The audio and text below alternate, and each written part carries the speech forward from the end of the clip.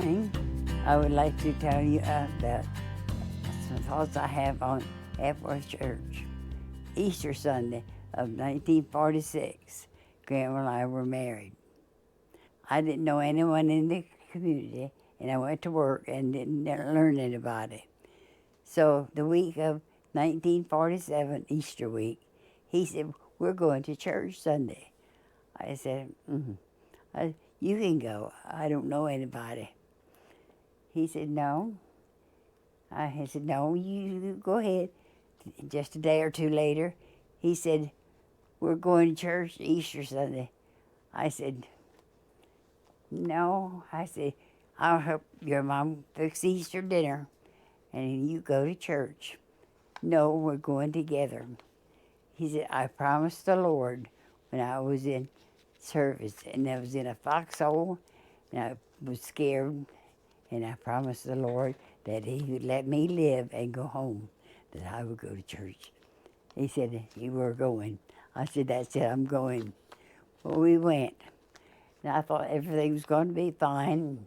We got in, I noticed that the men were sitting on the left-hand side of the church, the women all sitting on the right. I thought, well, my, I've got to sit with all these women, and they don't know anybody. I'm in a mess. And a lot of times when the women would come in, they stopped and they shook hands, told me their name, and welcomed me. "We're glad to have you." Of course, they knew Grandma, but not me. Well, that made me feel better. Before the service was over, we had good singing, we had a wonderful sermon and Sunday school classes. Well, I was ready to go back the next Sunday. And that was our starting of going to the Methodist Church. We went every Sunday till now, even, till we got sick. If we were sick, naturally we couldn't go, but other than that, we were there every Sunday. And I look forward to it.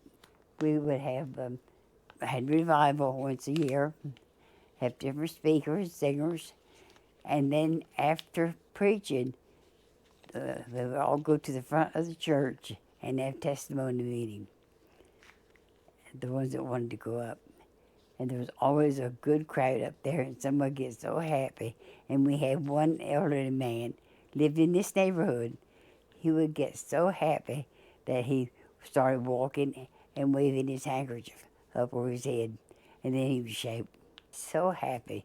And that was the thing that we did every service after at night.